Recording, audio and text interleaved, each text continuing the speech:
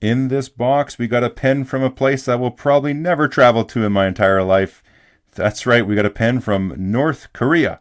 You can find all sorts of interesting stuff on eBay, and this was definitely something that caught my eye. So let's just run you through this weird little cardboardy type box. It's like a pressed paper almost. See, it's got the printing on there as well to let you know where it's from. And I guess this is the Colima brand, and it's the model 210. I tried my little Google Translate there with the camera, and I believe this says fountain pen here. So, yeah, neat little logo. Very interesting. Let's pop it open. So inside, this luxurious little paper box. Even the paper is just strange paper. Let's get the pen out of here. Come on. So there we go. Very unassuming. Nothing special whatsoever. This would be very similar to something I would order, say, in AliExpress or something like that, where it's $5 and it's just a very generic kind of El Cheapo pen. It feels like that in the hand as well. Nothing too special, but this is apparently new old stock. I did give it just a quick little polish. It had a little bit of scratching on it as well. But when I got the pen, I took it apart. I couldn't see any sign of this pen ever being used. So being new old stock, it kind of made sense the finish wasn't too great. It wouldn't surprise me too much. So I thought I can just get another regular pen, add it to the collection, or get something that's a little bit odd. So it's a bit of a mishmash of different styles of pens. Let's run you through this thing. I have a couple of pens here just to compare. So this is the Muji fountain pen and a Parker 51 model as well. So a little bit longer. But yeah, a little bit thinner as well. So about the same thickness, maybe a touch more than the Muji. Not as thick as the Parker, but a little bit longer. A lot of the extra length was in that cap, so you can see when they're uncapped, they're all pretty close to each other. So before I ink the pen up, since it's clean, I thought I might as well take it apart to show you. So pop cap, it's an okay motion, nothing too special. It feels like it's aluminum, but it does seem to scratch the pen quite a bit and post nicely. That comes off. Now this is interesting, so they both undo, but depending which thread is tighter, you might unscrew the section or you might unscrew the barrel, depending what you're trying to do. So if you just want to get into ink it, and this is why you want one to be left-hand thread, one to be right-hand thread, like I have in my nice little Russian pen. So if I'm just going to grab it to undo it, wait, section comes off, or maybe trying to undo the barrel. Nope. So you have to really ram that one home, and this one be not as tight. Then you can do that. So that's one little kind of flaw with the pen. Undo that. At least it is all plastic on plastic everywhere. So this is an interesting little custom filler piece with a trim ring. I couldn't get that off. Didn't want to pry too hard.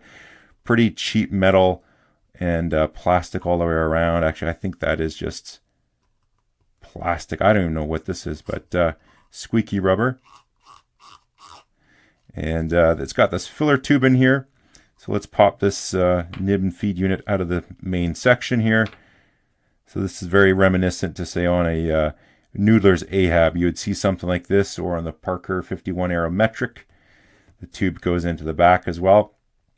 The feed itself, it just it feels pretty cheap. The grooves don't feel so great. The plastic seems really, really cheap. It's almost like it's designed just to look like a feed and have the features of a feed, but nothing is intentional as far as getting optimal ink flow. It does have a nice little notch here for the nib, so it does set back to that certain distance. It's got little ears on it, similar to, say, like a Lamy nib on a Safari or something like that we're all familiar with. And the nib just slides off pretty easy peasy. It's an interesting little nib. The finish on it, it almost looks like this is made by hand, possibly. I'll get you in close here with the microscope so you can give it a look. I apologize for the focus, but there's that nib that sort of bent over, so the bottom side will write fine. The top side writes like that architect. That finish on it, it looks very unrefined. You can see all those little marks and dings on there as well. So that's really interesting. There's some Korean, obviously, on the nib and the 12K stamp. Let's move a little bit further down. There's that notch to align the nib. And look at those tooling marks on that edge there. Very odd. I've never seen that before. Just unfinished, unrefined nib. Yeah, that surface finish is just real like a hammered finish type thing as well. So very odd nib. Let's put this pen back together. Putting the pen back together is pretty simple. The nib slides onto the feed. It's got those little ears that you would see on, say, like a Lamy that we're fairly familiar with as well. It slides on there pretty nice and easy. It does have depth control, which is nice. There's that little notch there, so you slide it on. That's not going to go any further. This just slips into the section. Whoops, this way. If I can pay attention, there we go. And then, of course, this screws in. And a pen back together, and away we go. And of course, cap back on. But there you have it. I'm going to ink this up now and show you how it writes. So here we go with our writing sample. This is the North Korean. And this is the, what's it called again? The Kolma brand.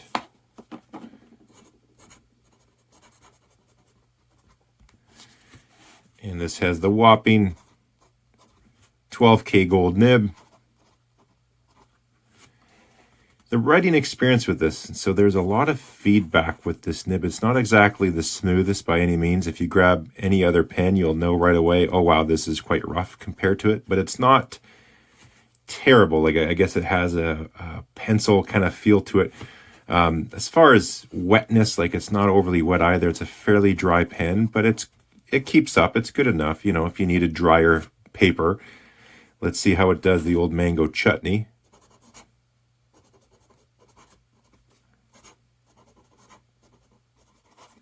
As you can hear, if you can hear, that's a very noisy nib. But one thing that's really interesting with this pen is the reverse. It's actually smoother in reverse than it is going regular. It's yeah. And because of that weird nib shape, that sort of a beak, like, that's bent over so strange. When I first got it, I thought maybe it was bent by accident or who knows, on purpose. But so you can see with that angle there, if you write this way, upside down, especially keep the pen more vertical, you actually, as a bonus, you essentially have an architect nib with this pen.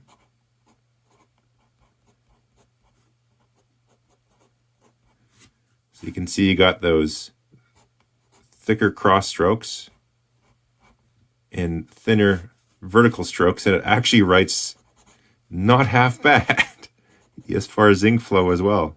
Yeah, it's actually wetter.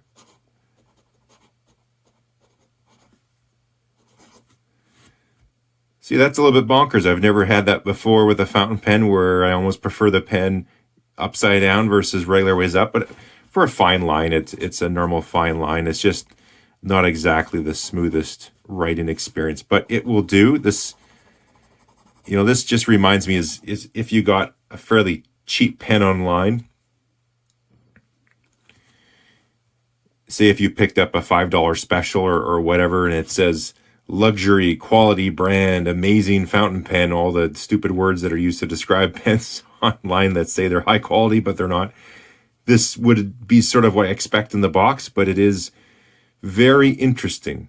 Nonetheless, I don't think this is going to become a daily writer for me, but just the fact it's from North Korea is very odd, and I don't think any of us have anything in our houses that are from North Korea. So I don't know how it got out of there, where it came through, where it came from, but it's a very interesting pen, and for the price, I could just get another whatever plastic, some random pen, or something that's got some character to it and makes you think a little bit about just the world sometimes. So here we go. That's what we got. Let's end it off with one final close-up of the pen, a little bit of a flyby here. So hope you liked it. Anything you can add in the comments, that'd be great. If you know more about these pens, if you're from the area, we'd love to hear from you. So subscribe if you liked it, and I guess we'll have to catch you next time.